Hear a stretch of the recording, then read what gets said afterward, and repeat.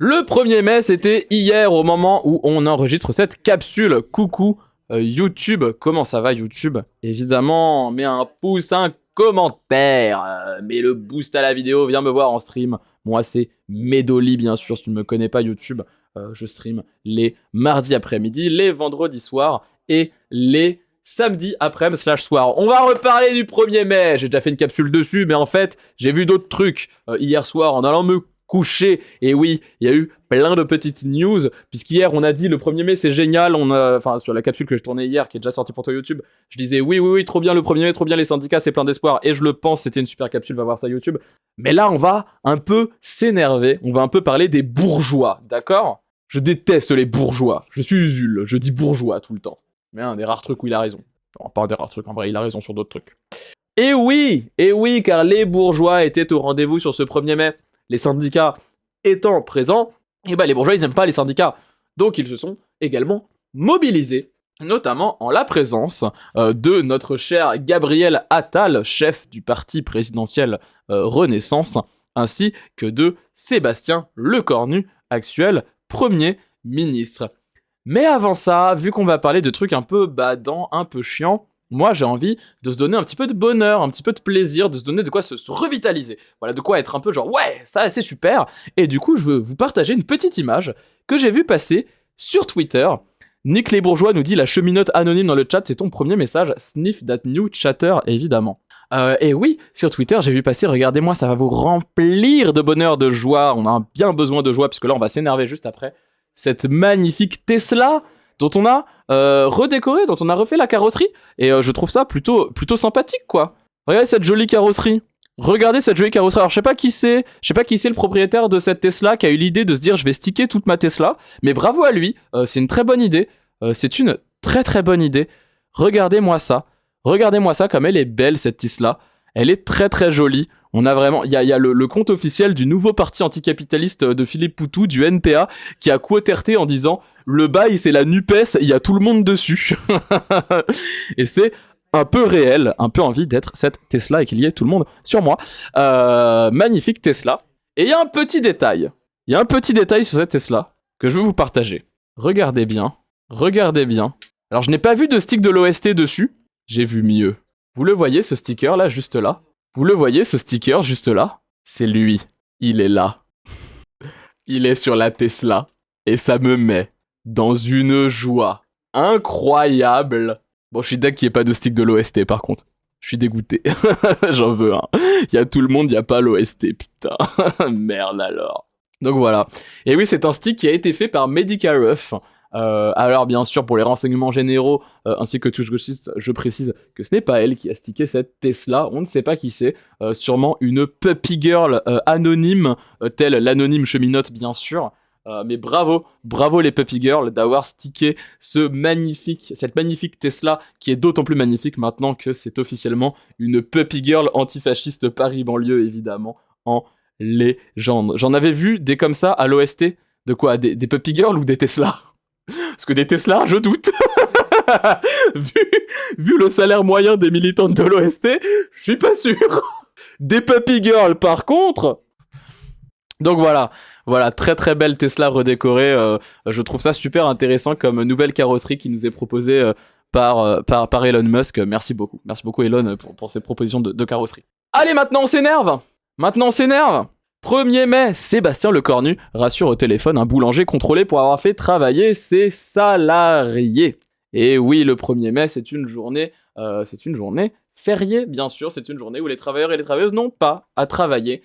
Mais pour autant, les patrons, ça les fait chier. Et des fois, ils aiment bien un peu forcer leurs salariés à bosser le 1er mai. Manque de peau, en France, on a un outil incroyable. On a une forme de flic pour lesquels on dit pas à cab. Il y a une toute petite partie qui sont un peu des flics et pour lesquels on dit pas à cab, puisque ces flics-là, on les appelle l'inspection du travail. Et oui, les flics des patrons, nos chers inspecteurs et inspectrices du travail, qui ont fait des petits coucous à 2-3 commerces le jour du 1er mai, à 8h tapantes, à l'ouverture des commerces, en disant tiens, c'est marrant, vous êtes ouverts, vous, aujourd'hui. Ah, c'est marrant, il y a des salariés en train de bosser aujourd'hui, le 1er mai. C'est drôle quand même. C'est marrant. C'est bizarre, je crois que c'est illégal. Et oui, pour une fois que la police fait respecter la loi est la bonne, puisque cette loi, on l'appelle le droit du travail. Et oui, on a un boulanger qui s'est fait allumer par l'inspection du travail, sûrement qu'il y en a eu d'autres, hein, évidemment, qui s'est fait allumer et qui, dans la journée, a été interviewé par CNews, par BFM. Ils ont pris un cas précis, ils se sont dit, hop là, on va montrer les pauvres patrons qui tentent d'esclavagiser leurs employés et de les faire bosser, même quand légalement il n'y a pas le droit de les faire bosser. Pauvres patrons, merde, alors ils se font harceler par l'inspection du travail. Pour une fois que CNews déteste les flics, tiens, c'est marrant. Et comme vous le voyez, notre cher Premier ministre Sébastien Lecornu a apporté son soutien inconditionnel à ce hors-la-loi de patron. Alors lisons un peu. Le Premier ministre a contacté ce vendredi 1er mai le boulanger localisé à Bourgoin-Jallieu, j'aimerais bien avoir son adresse, tiens, qui venait, pour aller lui apporter mon soutien, qui venait de recevoir la visite d'inspecteur du travail. Il lui a assuré qu'en cas de sanction, l'artisan n'aura pas à payer l'amende. Mais va te faire foutre, Sébastien Lecornu, c'est pas toi qui décide. Manque de peau, la justice, ça n'appartient pas au gouvernement. Manque de peau, les juges rouges ne sont pas à ta botte. C'est pas toi qui décide. Eh oui. Un boulanger isérois, visité par des inspecteurs du travail et épinglé pour avoir fait travailler ses salariés le 1er mai, a été contacté par téléphone par le Premier ministre Sébastien Lecornu le jour même, a appris BFM TV confirmant des informations d'Europe 1. D'après nos informations, l'appel s'est déroulé aux alentours de 12h30 depuis la Haute-Loire où Sébastien Lecornu se trouve en déplacement. Le Premier ministre a félicité le boulanger d'avoir ouvert les portes de son établissement le 1er mai et lui a apporté son soutien. Il lui a en outre assuré qu'il n'avait pas à craindre d'éventuelles sanctions. Cet échange fait écho à l'engagement pris par le gouvernement auprès des boulangers, Charlotte Dany, et des fleuristes de pouvoir poursuivre leur activité le 1er mai sans subir de sanctions en attendant la promulgation d'une nouvelle loi qui leur permettrait de pouvoir travailler légalement ce jour-là. Et bah manque de peau, votre loi elle est pas encore passée. Votre loi, elle est pas encore là, et d'ailleurs, elle ne passera pas parce qu'on va bien se mobiliser si vous tentez de continuer de faire passer en force ce genre de cassage des quelques acquis sociaux qu'on a obtenus. Votre loi ne passera pas, et quand bien même, pour l'instant, elle n'est pas encore là. Nous avons affaire, mesdames, messieurs, mais non-binaires, à un Premier ministre qui a officiellement apporté son soutien à un littéral hors-la-loi. Ce patron-là, ce patron de Bourgoin-Jallieu en Isère, vraiment, les villes en Isère qui sont pas Grenoble, très souvent, c'est pas les villes les plus pauvres par ailleurs. Hein, ça sent le patron dans les villes dans les montagnes, là, où il y a tous les bourgeois dans leur maison de leur château de bourgeois, entre eux à se branler la bite. Hein. Ça sent les croissants à 4 € le croissant, tu vois. Alors, va te faire foutre déjà, boulanger de con. Et c'est quand même une dinguerie. C'est quand même une dinguerie que, genre, le Premier ministre se sent libre d'apporter son littéral soutien à un, genre, patron qui est dans l'illégalité. Hein. Genre, mettons-nous d'accord. Hein. C'est comme si, en gros, demain, Jean-Luc, imaginez, Jean-Luc président, il apporte son soutien à des gens qu'on fait, exploser des méga-bassines. Voilà, demain, il y a des totos, ils vont foutre de la TNT dans une méga-bassine, ils la font péter. Ils se font choper, ils sont condamnés. Imaginez Jean-Luc, il les appelle, il leur apporte son soutien. Vous imaginez l'avalanche, le déferlement, Qu'est-ce que vous... Mes amis sont en train de faire des choses étranges. Bref, le déferlement de genre insultes et horreur et choc de la part de tous les médias et la classe politique. C'est quoi la prochaine étape? On va soutenir des terroristes? Imaginez la France soutient des terroristes. Tu sais, genre, par exemple, certaines armées condamnées pour crimes contre l'humanité. Imaginez la France fait ça. Comment oserait-il? Il faut aller se faire foutre. En vrai, faut aller se faire foutre. Hein, c'est bien la preuve qu'à nouveau, on a un gouvernement de bourgeois qui protège les bourgeois. C'est un mystère pour personne aujourd'hui, c'est un mystère pour personne. Hein, la République En Marche, les macronistes et tout, c'est des turbo-droitards, c'est des Loki des fachos même d'ailleurs, et c'est surtout des bourgeois. Plus que tout ça, ce sont des bourgeois. Puisque, ici, ils apportent leur soutien à des patrons bourgeois qui sont dans l'illégalité. Quand ces gens-là, ils viennent nous dire oui, nous on veut faire respecter la loi, blablabla, regardez, on envoie les flics sur les syndicats d'extrême gauche, de gauche radicale, parce que ils sont dans l'illégalité, mais que dalle, c'est pas la loi. qui veulent genre faire respecter, ils ont rien à foutre de la loi. Eux, leur intérêt, c'est de faire respecter l'autorité de la classe bourgeoise. C'est leur seul et unique intérêt. Et quand la loi, elle est de leur côté pour ça, oui, bah là, soudainement, c'est utile de la respecter, hein, pour nous envoyer les flics sur la gueule, c'est très bien de se servir de l'excuse de la loi. Même si souvent, d'ailleurs, la loi ne va pas dans leur sens dans ce genre de cas. Mais là, tout de suite, dès que la loi, elle va pas dans le sens des patrons, hein, dès que les flics du travail, que sont l'inspection du travail, bah tout de suite, là, ils vont un peu plus dans le sens des gauchistes, ils vont un peu plus dans le sens de la classe prolétarienne. Ah, tout de suite, ça fait hurler nos bourgeois.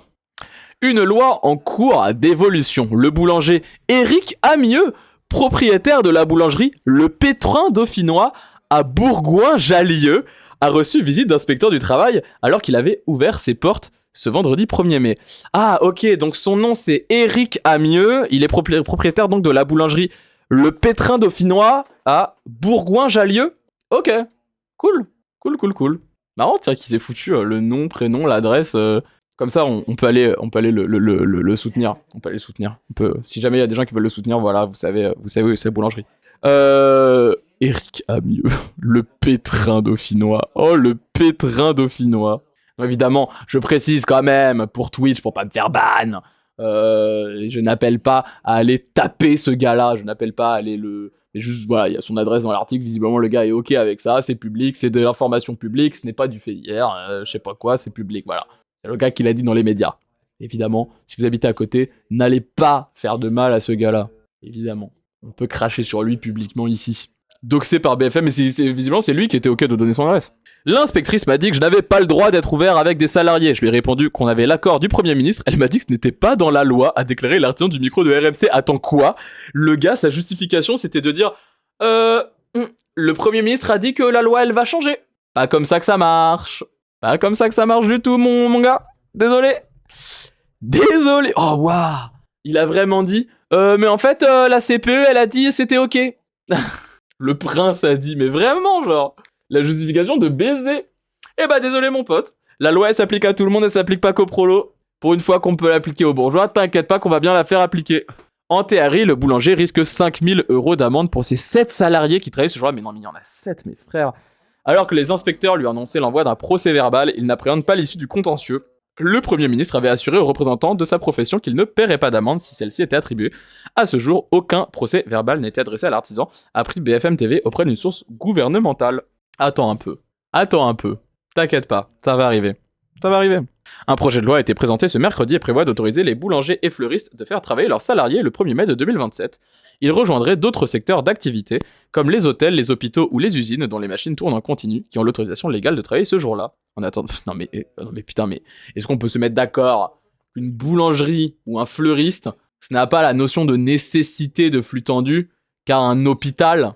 Non mais la justification, c'est de dire oui, mais les hôpitaux travaillent tout le temps. Oui, parce qu'on va pas laisser les gens mourir le 1er mai, mais tu vas survivre si tu as pas ton chocopain. C'est bon. Tu prendras tes petits macarons de bourgeois de con le lendemain, c'est bon, tu vas attendre. Au pire, tu les prends la veille, tu fous ça au congélateur, c'est bon. Mets ça dans ton frigo, j'en sais rien. C'est bon, ton pain, il va pas rassir en un jour même, genre, cassez pas les couilles, genre. En attendant que le texte entre en vigueur, le gouvernement avait appelé les inspecteurs du travail au bon sens et à l'intelligence collective lors de leur contrôle. Eh bien, moi, je trouve que ce contrôle était plein de bon sens et plein d'intelligence collective. Je soutiens à 100% ces inspecteurs du travail et j'espère même qu'ils vont pouvoir contrôler un peu plus de gens le 1er mai suivant. L'inspection du travail, elle manque aujourd'hui. Elle manque d'inspecteurs. Et d'ailleurs, c'est un des plus beaux métiers du monde qui existe. Si vous voulez travailler dans l'inspection du travail, je ne peux que vous encourager à rejoindre ce taf. Tu es littéralement payé à aller faire des gros fuck à tous les patrons, à tous les bourgeois, et à venir aider les employés, les ouvriers, les ouvrières dans tout plein de taf. Voilà, c'est glorieux. Merci les inspecteurs et inspectrices du travail. Il précisait en fin de journée, les contrôles c'est normal, y compris parce qu'il y a des conditions, notamment le volontariat du salarié, et ça c'est pas négociable, mais aucun incident ne nous est remonté. Bah si, visiblement des incidents vous sont remontés, et quand les incidents vous sont remontés, mon cher Sébastien Lecornu, vous dites que non, finalement la personne paiera pas. Bah oui, il y a aucun incident qui est remonté, si à chaque incident tu le dis non c'est pas un incident. Frère, connecte tes neurones, je ne sais pas. Si jamais quelqu'un sait comment on fait pour le devenir, c'est concours de la fonction publique, l'inspection du travail.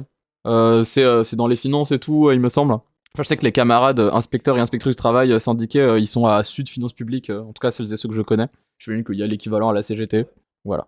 Et évidemment, hein, le volontariat le 1er mai, ça n'existe pas. Tu n'as pas le choix que de venir bosser quand ton patron te demande de venir bosser, parce que simplement sinon, il va te couper tes primes, il va te refuser les journées que tu vas déposer, il va genre te faire vivre un enfer.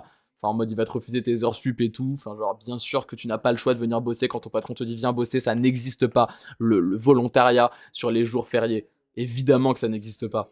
Évidemment qu'il y a des enjeux de pouvoir, de baiser, et que l'inspection du travail, quand elle arrive, elle va le constater, et elle va foutre des amendes à tous ces patrons de cons qui, genre, font valoir leur espèce d'autorité patronale de merde sur des pauvres employés qui ne demandent qu'une seule chose, c'est se reposer. Maintenant, étape suivante de cette petite capsule sur la suite du 1er mai. Notre cher Gabriel Attal, ex-premier ministre, ex-ministre des Transports, tiens, on a fait une capsule sur la SNCF juste avant, et évidemment actuel président de Renaissance, le parti de Emmanuel Macron, est passé dans RMC, il est passé aux grandes gueules, et il nous a dit tout le bien qu'il pensait bien sûr des syndicats et du droit du travail, parce que bien sûr, le 1er mai, qui de plus pertinent à inviter que Gabriel Attal? Je veux dire, c'est un gars qui est formé sur la question du 1er mai, sur la question du droit du travail, enfin, c'est bien la journée où tu dois inviter Gabriel Attal, le 1er mai. Alors regardons quelques extraits qu'il nous a postés sur son Twitter. Pour ce qui me concerne, moi je suis favorable à ce qu'on garde nos jours fériés. J'ai jamais proposé de supprimer un jour férié. Faux, déjà, dans un premier temps. Juste un mensonge. Juste là, littéralement un mensonge. Il y a vraiment eu, genre, plusieurs propositions de loi venant de La République En Marche de suppression de nombreux jours fériés, et ça depuis 2017, hein, il y en a eu beaucoup des propositions de loi. Alors certes, pour l'instant, il y en a pas qui sont passées. Ah, peut-être que c'est pas Gabriel Attal nominativement qu'il a déposé cette proposition de loi. C'est le chef du parti. C'est littéralement le chef du parti. Donc déjà, juste un mensonge. Simplement, ce que je dis, c'est que en ce 1er mai, vous avez des commerçants qui ont envie de pouvoir ouvrir, vous avez des patrons, des salariés de ces commerçants qui ont envie de pouvoir travailler. Non. En étant volontaire, en étant payé double. Non. En ayant un jour. En fait, ok, si c'était volontaire, pourquoi est-ce que c'est payé double dans ce cas-là? Je comprends pas. Si c'est sur la base du volontariat, s'ils ont vraiment envie de venir travailler, s'il y a aucune contrainte de pouvoir, il y a pas d'enjeu de pouvoir, pourquoi est-ce qu'ils sont payés double? Pour quelle raison? Il y a pas besoin, du coup, vu que c'est parfaitement volontaire. Ah, ou peut-être qu'en fait, ils ont juste pas envie de venir travailler et qu'on est obligé de leur donner des carottes et de les pousser à venir travailler. Ah merde, attends, peut-être qu'ils ont juste pas de thunes et qu'on les force à venir travailler en leur promettant plus de choses. Non, je pense pas. Non, je pense qu'ils sont vraiment volontaires. Je pense que c'est vraiment volontaire. Je pense que les gens ont envie de travailler. Je pense qu'aujourd'hui, le peuple français, ce qu'il demande, c'est travailler plus. Je pense que c'est ça, la demande. C'est juste se casser la gueule au travail un peu plus souvent, tu vois. Je pense que c'est ça. En étant payé double, en ayant un jour de repos pour compenser à un autre moment de l'année, que ça me semble légitime qu'on leur permette de le faire. C'est tout simplement ça. Donc il n'y a pas de casse sociale, il n'y a pas de remise en cause. Il n'y a pas de casse sociale. J'ai même pas de truc à argumenter. Il a dit il faut travailler le 1er mai, il n'y a pas de casse sociale. Le ciel est bleu, il n'est pas bleu. Tu peux pas... Frère, évidemment du droit à un jour férié. Simplement, on propose à ceux qui le souhaitent de pouvoir travailler. Et pour ce qui... Donc, de supprimer un jour férié. Le principe du jour férié, c'est pas c'est férié si tu le veux. Le principe du jour férié, c'est que c'est férié. C'est la définition, genre. Gabriel Attal est illettré, vous l'apprendrez ici. Ensuite, il nous dit que nous devons libérer... Attends, qu'est-ce qu'il a mis comme petite bio? Il n'a jamais été question de toucher aux droits sociaux, mais si des commerçants souhaitent ouvrir le 1er mai, et si leurs salariés sont... Non, je lui fais une voix homophobe. Et si leurs salariés sont volontaires pour travailler en étant payés double, avec un jour de récupération, pourquoi les en empêcher? C'est une question de bon sens et de liberté. Laissons la possibilité de travailler à ceux qu'ils veulent. Personne ne veut travailler, enculé. Personne ne veut travailler le 1er mai. Les gens ne veulent pas bosser. En plus, les boulangers, frère, ils se lèvent à 4h du bar, genre. Tu crois, il y a des gens, le 1er mai, ils disent « Oh là, j'ai une seule envie, c'est de me lever à 4h du matin et aller travailler dans des conditions horribles avec des fours qui marchent pas, avec une chaleur exécrable dans l'atelier, parler à des clients qui vont à peine me regarder, hein, tout ça jusqu'à la fin de la journée, j'ai trop hâte. Oh, mais va te faire foutre, genre, non, personne veut bosser, genre. La retraite, on s'en fout, on veut pas bosser du tout, comme le disaient très bien les camarades montpelliérains. Moi, si... Oui, la retraite, c'est quoi? C'était la retraite à 30 ans, à 20 ans. Waouh, ils voyaient loin. La retraite à 20 ans, pour baiser, il faut du temps. Ça faisait hurler de rire les camarades de la CGT. moi, si j'avais la possibilité d'avoir des responsabilités à nouveau dans l'exécutif, Non. ce que je ferais, c'est que j'irais au bout de la réforme de l'assurance chômage que j'avais préparée quand j'étais Premier ministre, qui a été interrompue par la dissolution, qui vise à inciter Oh merde alors. davantage, à accompagner davantage vers le travail. Je rappelle que j'avais préparé cette réforme avec mon gouvernement pour réduire la durée d'indemnisation, augmenter la durée qu'il faut avoir travaillé pour bénéficier du chômage, pour inciter davantage à l'activité. Je traduis. J'avais préparé cette réforme. J'avais préparé cette réforme pour faire en sorte que les gens travaillent plus, soient moins payés, meurent un peu plus tôt, pour qu'on se fasse beaucoup d'argent. J'avais préparé cette réforme pour qu'on se fasse beaucoup d'argent. Énormément d'argent. Dans les poches des patrons. Les patrons étaient d'accord, d'ailleurs, c'est bien la preuve que cette réforme, elle plaît aux Français, car tous les patrons, quand je leur ai dit, vous allez avoir beaucoup d'argent, ils m'ont dit qu'ils étaient d'accord, donc les Français sont d'accord. Les Français sont d'accord. Ils veulent de l'argent, les Français patrons. Inciter davantage à l'activité. 2, je libérerai encore plus la possibilité pour ceux qui veulent travailler davantage de le faire. Exemple, Non. je fais une proposition. Aujourd'hui, dans la loi, un salarié ne peut pas faire plus de 220 heures supplémentaires par an. Je pense qu'il faut supprimer ce plafond et permettre aux salariés qui le souhaitent de faire davantage d'heures supplémentaires s'ils le veulent. Donc moi, si Bah non. Non. On va faire moins d'heures et on va être payé plus. Et tu vas rien faire du tout. Parce que le 1er mai prochain, on sera autant dans la rue, on sera peut-être même plus. Et si tu fais passer ta réforme de con, si, dit-il en quémandant à genoux, j'ai à nouveau des réformes des positions dans l'exécutif. Oui, rappelons qu'il n'a plus aucune position, il est même plus ministre, Attal. Je sais même pas d'où il parle. Tu sais, c'est comme Retailleau qui passe son temps à dire oui, je vais mettre en place l'observatoire de la France insoumise. Il n'est plus ministre, Retailleau. C'est juste le président des Républicains. Il n'a plus aucun mandat. Gabriel Attal n'a plus de mandat. C'est un nobody, Gabriel Attal, aujourd'hui. Et si il a à nouveau des mandats et qu'il fait passer sa réforme de con, il va rien faire du tout. On sera dans la rue, on sera des dizaines, des centaines de milliers dans la rue à faire des manifs et on va faire en sorte d'être payé plus et de bosser moins. Stop. Qu'est-ce qu'il disait ?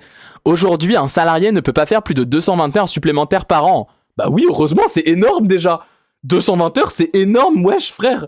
Va les faire, va bosser un peu, Attal. Va un peu bosser, tu vas voir c'est quoi 220 heures d'heures supplémentaires.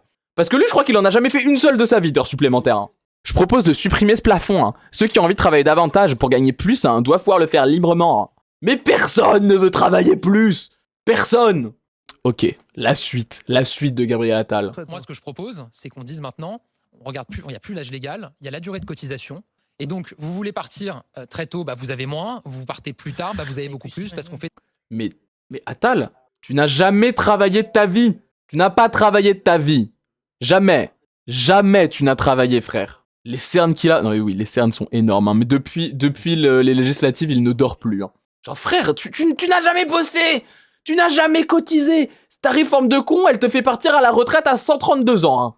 Mais évidemment, lui, il n'a pas besoin de retraite. C'est un enfant de bourgeois. Ses parents, c'était eux-mêmes des enfants de bourgeois. Lui, je pense qu'on va voir sur Wikipédia, le nom de ses parents, il est en bleu. Donc oui, bien sûr qu'il n'a pas besoin de retraite. Sur son compte en banque, il y a des chiffres, mais gros comme ma bite, genre frère. Non, bah bien plus même. Ça s'est foutu de ma gueule dans le salon. J'ai dit gros comme ma bite, c'était en mode oui, bah du coup, il n'y a pas beaucoup de chiffres. Vous partez plus tard, bah, vous avez beaucoup plus parce qu'on fait des vraies décotes. Travailler plus pour gagner plus. Bah les patrons, ils vont pas gagner beaucoup, enculés. Des vraies surcotes. Et donc, ça donne de la liberté aux gens. Première chose. Deuxième chose. Avec de la capitalisation. Moi, je propose qu'on développe la capitalisation dans notre système de retraite, ce qui sera bon pour la pension des retraités. Tu vois, souvent, quand les mots ils commencent par capital, c'est pas trop que c'est des réformes intéressantes. Bon pour le salaire parce que c'est moins de cotisations qu'on a à payer évidemment pour un système public par répartition. Et 3, c'est bon pour notre économie parce que ça finance aussi l'innovation, l'entrepreneuriat, etc. Ok, je traduis. C'est intéressant d'avoir des gens qui travaillent plus et qui sont payés moins parce que comme ça, les patrons gagnent plus d'argent. Et si les patrons gagnent plus d'argent, ils sont plus riches. Et la France se portera mieux, les Français se porteront mieux. Car les Français veulent des patrons plus riches et des Français plus pauvres. Et oui, c'est ce que veulent les Français. Aujourd'hui, les Français demandent moins d'argent sur leur compte en banque. Ils demandent à travailler plus. For sure. Les patrons, eux, veulent travailler moins et gagner plus. C'est ce que veulent les Français aujourd'hui. Je le sais, j'ai moi-même été à la boulangerie, le Dauphiné Gratin, apporter mon soutien au patron qui s'est pris une amende. Des patrons aujourd'hui se prennent des amendes, rendez-vous compte. Et pas l'ultra-gauche, la CGT, qui fait des rassemblements. Rendez-vous compte des rassemblements. C'est d'une violence. C'est quoi la prochaine étape? Faire un rassemblement pour le Hamas? C'est ça. Oh, wow. Je suis sur Twitch en direct, calme-toi, je ne soutiens pas ce qu'a dit mon ami au fond de la pièce. Vous avez entendu ou pas? Vous avez entendu ce qu'il a dit au fond? Dites-moi. Dites-moi pour savoir si je dois faire... on n'a pas entendu? Ok. Non, ok, très bien.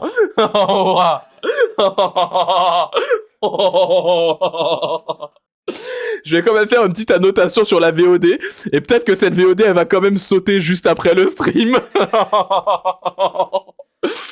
Waouh, si jamais quelqu'un monte le son, je ne soutiens pas, bien sûr. Ok, on a un droit à l'information. Franchement, et vous savez quoi? Vous voulez savoir ce qu'il a dit? Retournez voir mon Twitch gauchiste sur Rima Hassan. Sale bourgeois, Gabriel Attal, sale bourgeois, va. Sur les retraites, l'âge légal ne veut plus rien dire. Bah oui, vous avez complètement niqué les retraites, la réforme des retraites, frère. Ça te dit un truc? Oui, je suis d'accord avec lui. L'âge légal ne veut plus rien dire. 62 ans. Frère, non, la retraite, je la veux à 52. Retraite à 50 piges. Je propose un... Ils disent des phrases très étranges en fond. Je propose de le supprimer pour ne garder que la durée de cotisation. Partir plus tôt avec moins ou plus tard avec plus. En fait, c'est bien là qu'on voit que ces gens-là sont absolument déconnectés du réel. La logique de partir plus tôt avec moins, elle ne nous est pas accessible à nous. Nous, on peut pas partir plus tôt avec moins. Parce que moins, c'est genre 500 balles par mois. On n'a pas de quoi vivre avec ça. On peut pas. Sa logique ne marche pas pour la classe ouvrière. Elle ne marche pas pour la classe prolétarienne, elle ne marche pas pour les proles, elle ne marche pas pour les pauvres. Nous, on part forcément plus tard. Et avec pas beaucoup non plus. Mais vu que lui, l'argent de poche qu'il avait quand il était gamin, c'était à peu près 5000 balles par mois, il se dit, bah oui, au pire, je pars plutôt avec moins, j'aurais pas beaucoup, j'aurais que 20 000 euros par mois, quoi, tu vois. Et si vraiment c'est la merde, je vends ma résidence tertiaire. Je me fais quelques centaines de milliers d'euros, et puis voilà, je suis à l'aise pour un petit temps. Ces gens-là sont déconnectés du réel, parce que ces gens-là n'ont jamais travaillé de leur vie. Allez, extrait suivant. Pour l'augmentation structurelle des salaires, c'est l'innovation. Oui, par ailleurs, c'est très juste ça, hein. Et les handicapés n'existent pas dans son discours, hein. Tout le monde bosse. Tu sais, il prend pas en compte les inégalités. Il prend pas en compte, genre, les handicapés, les congés maternité, les congés paternité d'ailleurs également, les situations qui font que le travail est très instable, comme genre la transitude, qui se traduit dans le milieu du travail par la transphobie, la racisation, qui se traduit dans le milieu du travail par le racisme, etc. Il ne prend pas en compte tout ça, genre, tous ces statuts qui font que le travail devient genre inaccessible ou précaire. Tu fais comment? Moi, je suis trans, je dois me barrer de mon taf parce que tout le monde est transphobe, je fais comment? Mes cotisations, elles sont flinguées. Je suis handicapé. Ok, d'accord, admettons, j'arrive à toucher l'allocation adulte handicapé, la AH. Est-ce que je cotise du coup? Bah non. Je suis baisé, genre. Comment je fais? T'es handicapé, Skillichou. Tu peux parler archi crasseusement. Je t'ai déjà vu en vrai, hein. Pour l'augmentation structurelle des salaires, c'est l'innovation. Si la productivité en France avait eu la même trajectoire que celle des États-Unis depuis 20 ans. Allez, le point faisons comme les États-Unis a été atteint en 3 extraits seulement, en à peu près 3 minutes de vidéo. Let's go, bravo les States. Oh là là, va te faire enculer. Genre, il a vraiment dit, bah quand même, Bush, Obama, Trump, c'est quand même l'avenir de l'économie. Trajectoire que celle des États-Unis depuis 20 ans. Le salaire médian français ne serait pas de 2200 € net par mois, il serait de 3300 € net par mois. Par ailleurs, précisons que les États-Unis ont un seuil de pauvreté qui est genre, une population qui est tellement sous le seuil, je refais ma phrase, pardon. Les États-Unis ont une population qui est infiniment fois plus haute sous le seuil de pauvreté que en France, hein. La pauvreté aux États-Unis, c'est un délire, hein. Les gens à la rue aux États-Unis, c'est une folie. Il n'est jamais allé dans les banlieues américaines, très clairement. Genre, les Américains sont pauvres. Je rappelle que les Américains, ils meurent en moyenne, je crois, à 55 ans, un truc comme ça. 60 ans, un truc comme ça. Ils meurent excessivement jeunes, les Américains. Parce qu'ils vivent pauvres, sur des métiers où ils sont pas payés, et où ils se cassent la gueule toute la journée. L'économie, la glorieuse économie américaine. Pas de 2200 € net par mois, il serait de 3300 € net par mois. Attends, de quoi qui serait à 3300? Le salaire médian français. Ah, le salaire médian ne serait pas de 2200 € net par mois, il serait de 3300 € net par mois. Et oui, car les riches seraient payés excessivement plus. Il est malin, hein. Il a pas pris le salaire moyen. Bizarre, c'est marrant, il a dit médian, pas moyen, je sais pas pourquoi. Je serais curieuse, tiens, de savoir c'est quoi le salaire moyen français aussi, tu vois. Marrant, hein. Bah oui, forcément. Quand t'as une poignée de bourgeois qui vont être payés des millions d'euros tous les mois, ah bah oui, c'est sûr que derrière, ça fait un peu monter la médiane. Il est très fort en mathématiques, Gabriel Attal. Il est super en mathématiques. Il a fait tous les calculs. Il connaît tous les calculs. Je confonds moyen et médian. Attendez, médiane. C'est tu prends le truc le plus haut, tu prends le truc le plus bas, et tu prends le chiffre qui est pile au milieu. Et c'est ça la médiane. Ouais. Bon, je suis dyscalculique, donc je suis pas très bonne en maths. Mais qu'on se mette bien d'accord, en tout cas, le projet, c'est faire payer une poignée de bourgeois bien plus cher et foutre la merde pour tous les prolos qui vont être payés moins cher. C'est ça le trick dans tous les cas. Médiane, la streameuse, je connais pas. 50%. Pourquoi on n'a pas respecté cette trajectoire alors? Parce qu'en fait, c'est quoi? C'est l'éducation, la formation, la recherche pour l'innovation. On n'entendait pas le Médami, il m'expliquait les mathématiques. Il est très fort en économie. C'est mon ami fort en économie. C'est Ribot, il y a Ribot dans la pièce. Il y a simplement Ribot dans la pièce. Respecter cette trajectoire alors? Parce qu'en fait, c'est quoi? C'est l'éducation, la formation, la recherche pour l'innovation. Mais l'éducation, la formation et la recherche, tu passes ton temps à faire des réformes pour les baiser, frère. De quoi tu parles? Il était ministre de l'éducation, il a flingué tout le système, genre des collèges, des lycées, de tout, genre. Les facs, elles se sont fait baiser, d'enculer, genre frère, on a plus de thunes dans nos facs. Les facs, elles sont obligées de faire appel à genre des entreprises privées pour financer les parcours de master et de licence et de doctorat, genre. Tellement elles ont pas de thunes. Et en vrai, même si les présidences de fac, c'est un peu des gestionnaires de l'État, mine de rien, ça reste des trucs qui sont quand même un peu de gauche, et crois-moi bien que même les directions des facs, ça les fait râler quand elles doivent faire appel au privé. Pour que des gens qui sont low-key un peu des gauchistes en aillent, genre au point où elles viennent genre prier le privé, t'inquiète pas que c'est qu'on les a bien dézingués les facs. Donc de quoi ça va rebooster les facs? Tu passes ton temps à les détruire. Les lycées c'est pareil genre. Les lycées ils ont plus aucune thune. Les lycées en France ils sont pleins d'amiante, ils tombent en ruine. Alors oui en effet si tu te bases sur ton lycée, t'es Henri IV et compagnie, oui tout de suite forcément c'est un peu plus qualitatif. Mais frère je crois qu'on vient pas du même lycée hein. Moi t'inquiète pas que mon lycée de banlieue, où la majorité des lycéens c'était des noirs et des arabes, il était pas en état. C'est bizarre par contre, les copains qui étaient dans le lycée de centre-ville un peu bourgeois où tous les darons ils arrivaient avec des voitures qui avaient des chauffeurs, bizarrement leur lycée il était un peu plus en état. Innovation. 2, aux États-Unis, ils ont des entreprises qui sont devenues des géants du numérique, qui tirent toute l'économie et qui augmentent la prospérité du pays. C'est comme ça qu'ils ont réussi. Et donc, si on avait suivi la même trajectoire qu'eux ces 20 dernières années, encore une fois, le salaire médian en France serait de 3 300 € net par an. Mais si on avait suivi la même trajectoire que les États-Unis, on aurait tellement de morts supplémentaires. Putain, est-ce que je dois rappeler à quel point les Américains meurent jeunes? Est-ce qu'on doit genre se refaire genre toute la crise des subprimes, toute l'horreur de genre du prolétariat américain depuis genre 30-40 ans? Genre c'est horrible aujourd'hui de vivre aux États-Unis. C'est terrifiant en mode genre il y a vraiment des gens qui meurent tous les jours, qui se retrouvent à la rue tous les jours. Enfin merde, genre les gens sont obligés de faire des prêts à la banque pour que leurs enfants aient accès à un minimum d'études aux États-Unis. Des prêts avec lesquels ils vont se coltiner genre 50 ans de leur vie à le rembourser. Quand tu fais des études aux États-Unis, tu t'engages pour 50 ans. Genre c'est une folie. Non, évidemment que si on avait suivi la même trajectoire que les États-Unis, on aurait juste un tas de cadavres immenses d'ouvriers juste qui auraient de la vie niquée, genre. Oui, t'es prêt pour la santé également. C'est très juste. Moi, c'est 50% de plus. Donc moi, je crois qu'on doit tout faire pour que la France puisse redevenir une nation de scientifiques et d'ingénieurs. Quand vous avez... Et pour faire ça, il suffit juste de donner de la thune aux universités, de donner de la thune aux organismes publics, genre le CNRS, genre les INSPE, je sais pas quoi, tous les trucs avec des acronymes de cons là, qui manquent de thunes, qui manquent de chercheurs, qui ont aucun moyen, à qui on refuse toutes les demandes d'aide, genre... Oui, tu redonnes de la thune aux universités, t'inquiète pas que là, soudainement, la recherche en France, elle va devenir mieux. Mais pour ça, faut peut-être qu'on taxe un peu plus les riches pour qu'on ait un peu plus d'imposition qui puissent rentrer, qui puissent être réinjectées dans les universités et dans nos services publics. La recherche, elle avance grâce aux services publics, hein, elle avance pas grâce aux entreprises privées. Hein. La recherche qu'avance grâce aux entreprises privées, vous savez savoir c'est la recherche pourquoi? C'est la recherche militaire. C'est la défense. Parlez-en un peu, tiens, à Troublantacide, qui est dans la ville de Grenoble, qui est une ville qui est très connue pour, justement, son haut potentiel en termes de recherche. C'est plein d'entreprises privées qui servent à une chose, le militaire. À Grenoble, ça fait des big drones. Des big drones qu'on retrouve derrière, dont on retrouve la technologie, dans l'armée israélienne, dans l'armée américaine, dans l'armée française, évidemment. C'est une folie, genre. Le frère, il a pété tout le système éducatif français, et ensuite il vient nous dire « Ouais, en France, on est nul en recherche. » Enculé, la faute à qui, genre? Et franchement, pour que le système de recherche en France, il soit un peu mieux, faudrait genre que des gens au pouvoir, qui ont des postes de responsabilité ou quoi, ils fassent quelque chose.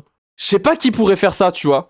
Tu sais, genre, peut-être genre des premiers ministres, je sais pas, genre des chefs de parti présidentiels. Tout faire pour que la France puisse redevenir une nation de scientifiques et d'ingénieurs. Quand vous avez des jeunes talents qui ont des idées, qui innovent, ils restent en France plutôt que partir. Qu'on ait des géants du numérique en France, que dans l'industrie, évidemment aussi, on puisse innover et bénéficier d'innovation pour l'augmentation. Mais l'industrie, vous passez leur temps à lui casser la gueule, genre. C'est une folie de dire ça. Genre l'industrie française, vous laissez les patrons big délocalisés, vous faites aucun plan de nationalisation. Est-ce qu'on doit refaire toute la séquence ArcelorMittal? Où on avait genre objectivement une entreprise qui était genre le fleuron dans son domaine, qu'on dit on va délocaliser, on va virer tous les employés. Il y avait une solution. Une solution toute simple, il suffisait que genre le gouvernement français dise on nationalise et le gouvernement s'en occupe, l'État français s'en occupe, et ils ont rien branlé. La solution, c'est simplement de faire de nos entreprises, de notre industrie, un service public aussi. Je vais peut-être refaire un peu le monde, hein, mais la solution, c'est de nationaliser les moyens de production. J'ai dit des phrases marxistes et ça fait des hurlements de loup dans mon salon. Hein. C'est bien que j'ai raison. Si les puppies sont d'accord avec moi, merci Marx hein, pour les puppies. Bon, il a pas foutu cet extrait, mais est-ce que je peux vous le retrouver sur RMC? Est-ce que si je clique, ça me remet l'extrait en question? Attendez. Concrète. Et vous avez raison, cette question du 1er mai, c'est un élément d'une vision plus large et plus globale sur le travail. Moi, je crois qu'on doit d'abord faire en sorte de travailler tous. Et donc moi, si j'avais la possibilité d'avoir des responsabilités à nouveau dans l'exécutif, oui, ce que je ferais, c'est que j'irais au bout de la réforme de l'assurance chômage que j'avais préparée quand j'étais... On l'a vu précédemment ça. J'imagine Marx en puppy. J'adore. Il faut déposséder les bourgeois avant, mais bien sûr. Les moyens de production, ils sont à nous, c'est nous qui savons les opérer. Hein. ArcelorMittal, c'est pas les patrons d'Arcelor qui savaient gérer l'usine. Hein. Eux, ils savent rien branler. Hein. Moi, j'en ai des potes qui ont bossé à ArcelorMittal. J'en ai des potes qui ont bossé là-bas. C'était un enfer. Tout était horrible. Précisément, j'avais une pote qui bossait dans une salle qui était chargée de créer de l'urée. Là, c'est la salle qui puait la pisse. Un enfer. Moi, je veux bien le voir, le patron bosser dans la salle qui pue la pisse. Il va pas faire long feu. Hein. J'avais une pote, son taf, c'était d'aller sur les toits de l'usine d'ArcelorMittal et de réparer les trucs. Avec un pauvre bautrier de con, sur des échelles hyper branlantes. Magnifique blague pipi, on applaudit la blague pipi. Dans un premier temps, bien sûr. Sur des échelles hyper branlantes, dans des conditions horribles où à tout moment elles pouvaient crever, genre. J'aimerais bien les voir, les patrons là-haut, tout en haut du toit d'ArcelorMittal en train de visser des trucs avec du matos tout pété. Tout ça pour un salaire de con en plus. La pauvre pote, ça l'a foutu en burn-out. Aujourd'hui, elle va un peu mieux, je lui envoie plein de force si elle voit cette VOD. Je vais évidemment la garder anonyme, mais elle se reconnaîtra. Force à toi, Maros. Courage dans tes nouveaux projets. Aujourd'hui, elle fait des grandes roues. Dingue. Et elle deal des puffs JNR. Enfin, elle deal non, c'est légal, mais elle a des grands stocks de puffs JNR, j'adore. Et voilà, notre cher Gabriel Attal, hein, voilà, qui propose de changer le code du travail sur le 1er mai, qui propose de genre juste payer un peu plus les patrons, un peu moins les employés, de nous faire bosser plus longtemps, plus fort, plus rudement, de nous virer notre retraite, comme d'habitude. Évidemment, ces gens-là, ce sont des bourgeois qui protègent le reste de leur classe bourgeoise, et tout ça, ça se fait aux dépens de nos pauvres petites gueules, de nous qui trimons toute notre life et qui allons crever à 60 piges plus tard parce qu'on s'est cassé la gueule au travail toute notre vie. Attal, va te faire foutre. T'as jamais bossé de ta vie, tu vas jamais bosser de ta vie, tu sais pas c'est quoi le travail, moi j'aimerais bien t'y voir. Culé. Oh waouh, oh ça m'énerve, oh ça m'énerve. Oh ça me pète les couilles, genre, je les déteste ces gens-là, je les hais plus que tout, genre. Allez, on se met un petit peu de Mélenchon. On se met un petit peu de Mélenchon pour se calmer. Quand on vous dit que si vous les élisez, ils vont vous mettre la retraite à 64 ans, et qu'on me disait « Ah, vous exagérez », ils vous ont mis la retraite à 64 ans. Quand ils vous annoncent qu'ils veulent la mettre à 67 ans, ils la mettront à 67 ans si on fait l'absurdité de les élire encore une fois. Eh bien, ils s'en sont pris au 1er mai, le petit monsieur Attal, qui aujourd'hui n'a même pas la honte d'aller devant des travailleurs qui ce jour-là sont au travail. Pourquoi croyez-vous qu'ils y soient ? Par enthousiasme pour ce qu'on leur fait faire? Bien sûr que non. Ils y vont pour améliorer la paye, c'est-à-dire les possibilités pour la vie de la famille. Et s'ils s'en sont pris au 1er mai, si ce monsieur vient faire signer devant les caméras des gens pour qu'ils écrivent eux-mêmes noir sur blanc, je n'ai pas le choix, je suis obligé de travailler, alors je viens travailler. Et il s'en vante, il faut qu'il se montre en train de maîtriser, dominer, imposer, comme ils l'ont toujours fait, parce que tel est, au bout du compte, le contenu de tout leur programme. Il n'a pas d'autre sens que de dominer le grand nombre et de l'obliger à travailler, travailler, travailler encore sans qu'on touche à un seul centime de leur salaire. Alors aujourd'hui, le premier de nos mots d'ordre, c'est d'augmenter les salaires. Nous le disons à la suite des syndicats. Ça fait bien, ça fait bien. Ça fait bien. Bon après attention, hein. Je précise, il le dit bien parce que c'est Jean-Luc. il y a les grands airs et les grandes paroles et qui sait dire les choses avec des mots qui nous font rêver. Mais tout ce qu'il dit, c'est ce que disent les syndicats depuis des années. Hein. Les premiers à l'avoir dit, c'est pas du tout Jean-Luc Mélenchon, hein. C'est pas du tout la France Insoumise, c'est pas les partis politiques bourgeois. Les premiers à avoir dit tout ça, c'est évidemment les syndicats. Précisons-le, voilà, c'est la CGT qui dit ça depuis des années et des années. Il n'a fait, et d'ailleurs il le dit à la fin, il ne fait que répéter les revendications syndicales. Il le dit juste très fort et très bien, voilà, exactement. C'est pour ça que pour une fois, je peux vous montrer un extrait de Mélenchon avec lequel je suis d'accord, car ce ne sont pas tant ses paroles plus que celles des syndicats. Et ça, on me fait remarquer dans le chat, pendant le discours, la tête de Louis Boyard, qui ne bouge pas tout du long, qui reste impassible. Regardez, il est là, toujours comme ça, la même gueule, du début jusqu'à la fin. C'est hilarant, je l'adore. Medo FI, Medo LFI, Medo LFI, j'adore. Voilà. Donc nous, on va militer, on va continuer de se mobiliser. Et nous, ce qu'on va faire, c'est qu'on va faire en sorte de bosser moins et d'être payé plus. Et à la fin de la journée, on va se rassembler tous ensemble au sein du syndicat. On va aller voir le patron. On va lui dire maintenant, tu me donnes des meilleurs outils de travail, tu me donnes un plus grand salaire, tu me fais taffer moins, sinon on vient plus. Et on fait grève avec les camarades. Parce que là, tous les camarades derrière, ils ont tous pris leur carte, on vient plus demain, t'es baisé. L'usine ne tourne plus, t'as plus de thunes. C'est pas les patrons qui vont aller taffer à notre place, ils savent pas faire. Hein. Ils ont jamais touché une seule machine de leur vie, ils ont jamais bossé de leur life, ils savent rien branler. Hein. Ces gens-là, c'est des parasites. Hein. C'est littéralement les parasites de la société. Leur vie consiste à faire en sorte que des gens travaillent et qu'ils prennent l'argent qu'on crée. C'est ce qu'on appelle la plus-value. On fait de l'argent avec notre taf, on crée de la thune, et eux viennent prendre cette thune. Genre moi, je crée de la thune avec mon stream, tout l'argent que vous me donnez. C'est de la thune qui est créée. Jeffrey, bon patron, vient prendre une partie de cette thune, 50% hein, quand même. C'est énorme. Et il la garde. Comme ça que ça marche. Votre patron, quand vous produisez de la thune, vous n'en touchez qu'une toute petite partie. L'autre va dans ses poches. Ces gens-là sont littéralement, au sens premier du terme, des parasites. Ils s'accrochent aux prolos, ils s'accrochent aux gens qui bossent, et ils sucent l'argent en dehors de tout ce qu'on fait. C'est des voleurs. Donc ces gens-là, il faut les déposséder de tous leurs moyens de production qu'ils nous ont volés dans un premier temps, car c'est nous qui savons les utiliser, ces moyens de production, ce n'est pas eux. C'est nous qui les avons pour la plupart du temps construits, hein. Tous les moyens de production. Tiens, prenons les boulangers là, prenons le patron boulanger en Isère. Je pense pas que c'est lui qui a construit sa boulangerie, tu vois. Je pense pas que c'est lui qui s'est chargé de créer les matières premières. Je pense pas que c'est lui qui opère le four. Et même s'il passe dans la boulangerie faire des trucs de temps en temps, je pense qu'il n'en opère qu'une petite partie et que la plupart du temps, c'est ses 7 salariés qui s'en occupent. C'est pas lui qui est à la caisse. C'est pas lui qui fait le ménage le soir. C'est pas lui qui fait genre l'ouverture le matin, qui se charge de mettre tout en vitrine, d'ouvrir les grilles et tout. C'est probablement pas lui qui se charge de la compta. C'est probablement pas lui qui se charge de toute forme de gestion de la boîte. Lui, tout ce qu'il fait, c'est attendre que les gens bossent pour prendre un peu de leur thune. C'est pas lui qui a construit sa boulangerie. Tu vois, cette boulangerie, c'est moi qui l'ai construite. Pierre par pierre, mur par mur, brique par brique. Est-ce que les gens, quand ils passent, ils se disent... Attends, c'était quoi son nom? Ils se disent, ouais, c'est la boulangerie d'Éric Amieux. Non, ils disent pas ça. Et tu vois, ces pains au chocolat, c'est moi qui ai mis tout le chocolat. Pâte par pâte, cuisson par cuisson. Est-ce que les gens, ils passent devant, ils disent, ah, c'est les pains au chocolat d'Éric Amieux, il a fait tous ses pains au chocolat à la main. Non, ils disent pas ça. Et tu vois, toutes ces pâtisseries en vitrine, je les ai faites, hein. Fourrage par fourrage, macaron par macaron, Paris-Brest par Paris-Brest. Est-ce que les gens ils disent, waouh, mais c'est les pâtisseries d'Éric Amieux, il les a fait une par une avec amour et passion. Non, ils disent pas ça. Par contre, tu fais bosser tes salariés illégalement une fois. J'adore. Merci Karim Debache pour les chèvres enculées, bien sûr. Si vous n'avez pas cette rêve, je vous encourage à aller voir les VOD sur Chroma qu'on a fait avec Troublante Acide, bien sûr, c'est sur la chaîne de VOD. Allez, on va bosser moins et on va être payé plus et on va déposséder les bourgeois.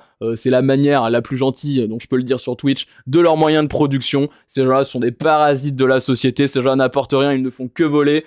Tout est à nous, rien n'est à eux. Tout ce qu'ils ont, ils l'ont volé. Voilà.